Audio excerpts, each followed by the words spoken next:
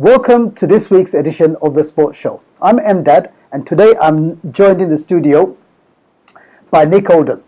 He was born in North Wales, and after living around the UK, he eventually landed in Macclesfield, Cheshire. During his early years, he lived and worked in various parts of London and the South East before moving up north. Today, we are going to discuss the joys of Sabutio. Thank you very much for joining us here today, No Nick. trouble at all. Thank you. Thank you. It's a pleasure. A pleasant journey from up north? Yeah, not bad at all, thanks. Did you take the train or drive over? No, I always come by train. I've never come to London in the car. And how long is the journey from? It's about 1 hour and 3/4 to Euston. So, and that's it? Yeah, and then a half-hour walk to... As I was discussing earlier, London traffic here, you could spend an hour and a half or even up to 2 hours just travelling 5 or 6 miles here, so that's pretty good going. I know. I lived here 40 years ago, and that's why I only left an hour to get here tonight, but I didn't know it was going to take an hour and a half. It's a bit busier than 40 years ago anyway. Well, Nick, you've got a fascinating story as far as I'm concerned, and something which our viewers and listeners would take quite a great interest. There'll be a lot of nostalgia involved in today's interview as well. Now, I wanted to talk about Sabutio. Yeah. Now, that word in itself would be alien to a lot of the younger and newer generation of youngsters living here today. Right. What is it? It's a game basically where you the little men are stuck on a base. You put them on a pitch which is made out of baize, about half the size of a snooker table, and there's a goal at either end, just like in football.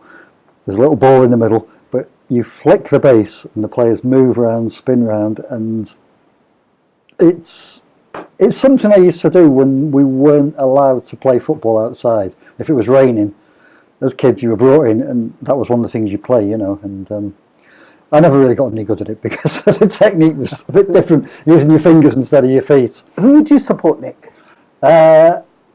Being here in East London, I have to admit I'm a Manchester United fan. Well, Macclesfield Town is my home team. Macclesfield Town. I'm season ticket there. Did you know the person sitting opposite you is an adopted Scouser? Well, you do. You said the rumour. Just a little rumour. Yeah. Right, Sabutio, I've got a question to ask you. Yeah. Now, in this modern day, when technology takes over every aspect of our life, especially the youngsters. I mean, yesterday I was listening to a show where a very wise man was talking. Well, he was giving advice to families, and he was saying the way that technology has taken over. That if you looked at the dinner table, for example, nowadays, to our shame and detriment, you see the mother checking a social network, the father doing the same, checking his email, the children on their iPads, this, that, the other. In this modern day and age, do we have the tolerance or the interest to get involved or rekindle a love for Sabutio again? Well, this is something that I edit a magazine called Card World, which is cigarette cards, which are from the 50s. A bygone era, which people still collect, but the collectors are more aging now and they're dying out. And what we're talking about is trying to get the younger generation interested. But the conclusion we've come to amongst all of us, we've had numerous meetings, is that it's trade cards that kids are interested in these days, Pokemon, that kind of thing. And, Topps cards, if they're interested at all, But it's like everything, it's steadily decreasing, isn't it, with the digital age? Because when I was a young child, well, I'm not even a child, when I was in secondary school, and my secondary school friends who will be watching this interview with you, there's quite a lot of them who are interested. That's what we did. We either collected and played with marbles, or we collected Panini stickers and football cards. Yeah. Now, I had this unique talent where, if you look at the Panini sticker albums, for example, I'm just taking that as an example, I was able to recognize, if you showed me a part of any, so you had the sticker in your hand, and you covered the picture up, and you showed me a part, maybe an eye, or part of the, and I could recognize, and it didn't matter whether they were in the first division, as it was known there, or the lower ends of the Scottish division. Exactly. And they even thought there was that program on TV, where you used to do fascinating skills and everything. Yeah. But nowadays, I think this is a dying art. What needs to be done? Do you think, first of all, that it's a bit of a shame that we've lost touch with such a great hobby? I think personally, because of my age and everything, and I've been through it, then that is a shame. But then again, what you don't remember, you don't miss, do you? So we're trying to reach out to the younger generation, but whether we're going to be successful or not, I don't know.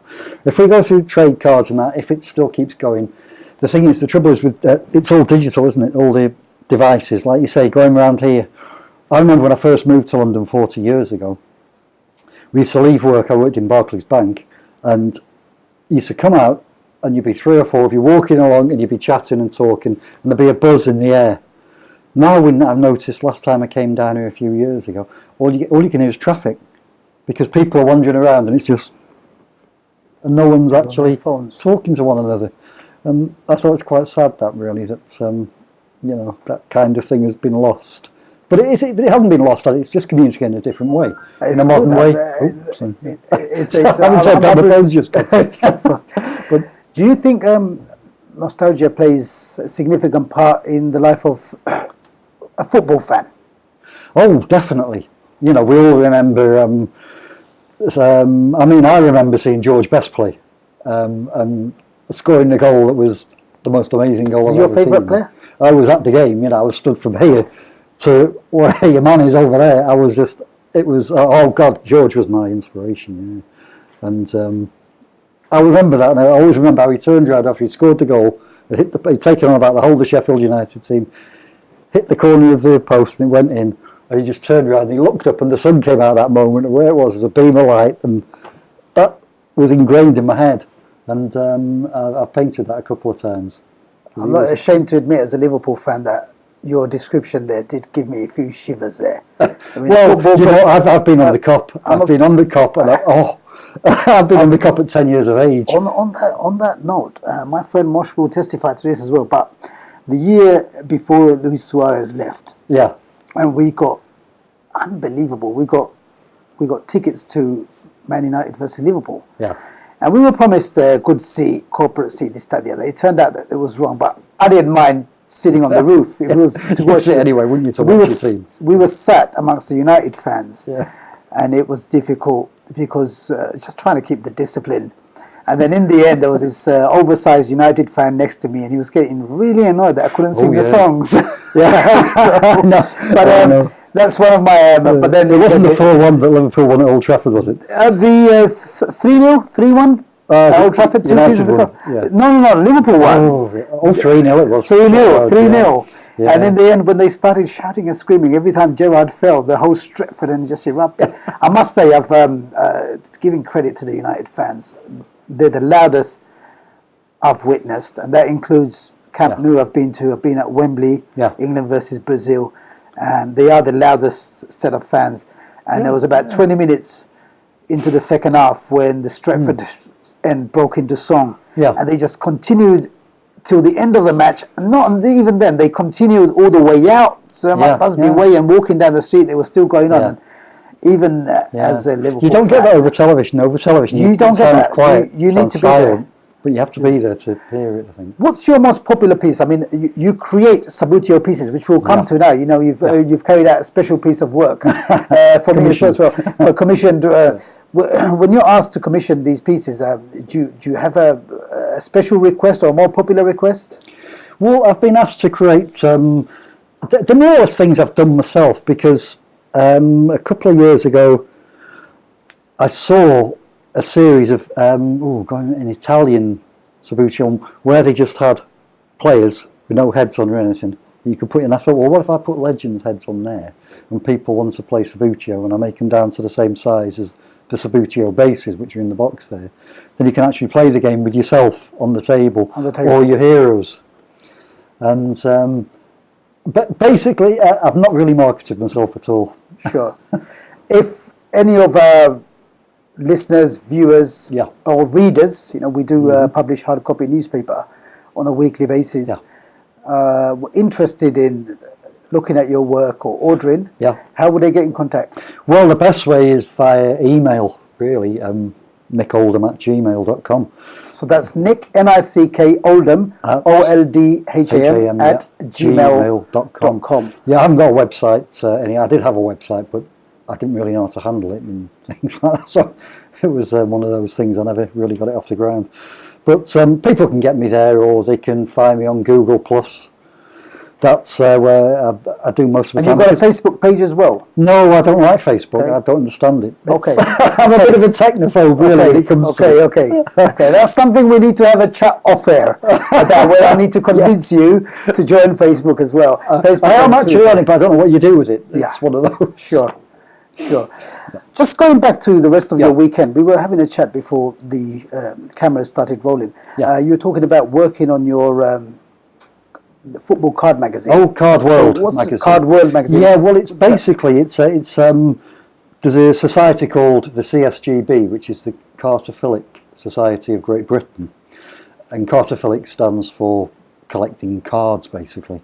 Originally, it was cigarette cards, from the 20s, 30s, 40s, and a lot of the collectors at the moment are quite elderly, and it's the younger generation we're trying to get interested in card collecting. Now, cigarette cards, I don't think as beautiful as they are, I'm sure you've seen them yourself, I don't think there'll ever be a market for them. Well, especially as that you can't put them in cigarette packets anymore. But trade cards seem to be very popular. Very popular. And that is what we want to get across, the younger generation, to keep them collecting physical things rather than, online. Did you consider doing anything Panto related on the shenanigans involved at UEFA and FIFA? Oh no, we don't go into any of that because of all the legals and things like that. It's believe me, I've tried. I almost got into Manchester United at one point until they wanted a series of 100 illustrations doing watercolours, but it got so political and had to go through so many channels, and it turned out that they used somebody else. Well, I've spent a last good 10 to 15 minutes enjoying myself thoroughly with Nick in the studio. It rekindled a lot of treasured memories for myself and anybody watching this as well who has any little interest in Sabutio and football cards will hopefully enjoy this interview as well. You've got the details. We'll also put some contact details on our website for the work that Nick does. Feel free to send and share your thoughts on the show with him. If you'd like to order or commission any work with Nick, feel free to do that too. Thank you for watching on TV Station.